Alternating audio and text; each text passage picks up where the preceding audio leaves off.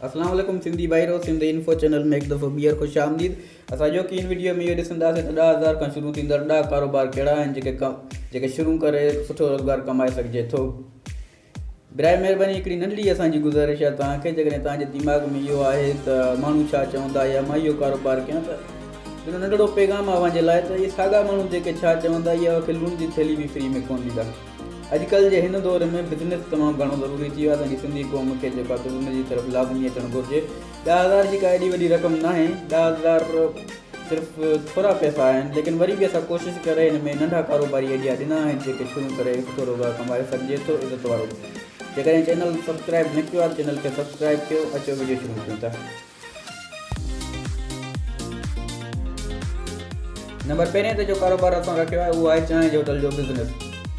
चांहि तव्हां कंहिं दुकान में बि हलाए सघो था, कंहिं रेड़ी ते बि हलाए सघो था, या कंहिं फटे ते बि सामान रखी चांहि हलाए सघो था। नंबर 2 ते असां बिरयानी जो बिज़नेस रखियो आहे। बिरयानी बि तव्हां कंहिं फटे ते, कंहिं दुकान में या कंहिं रेड़ी ते हलाए सघो था।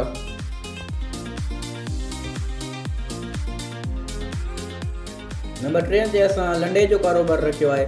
यार हिन कारोबार में शर्म महसूस न कयो, हिन में जेके बचत आहिनि तव्हां हैरान थी वेंदो। हिन में तमामु घणी वॾी बचत आहे।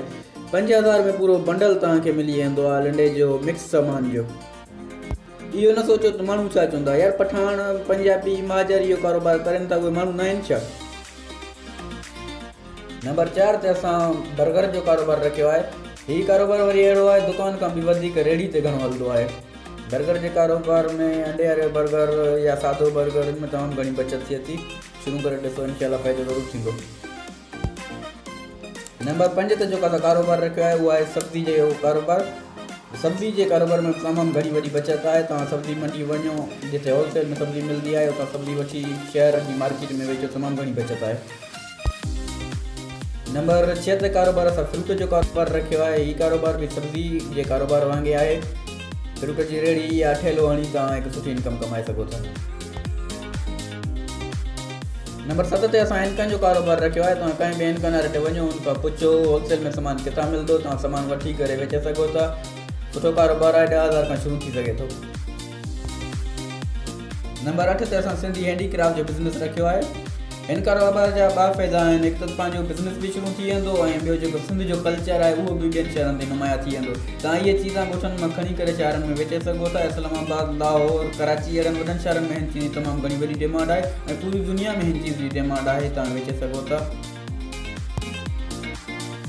नंबर 9 ते मसालनि ऐं निमको जी पैकिंग जो कारोबार आहे। तव्हां खुलियल मसाला ऐं खुलियल निमको जेका आम मार्केट में मिली वेंदी आहे, उन्हनि खे नंढनि नंढनि दननि में पैक करे जेका दुकाननि ते वेचे सघो था होलसेल जे हिसाब सां।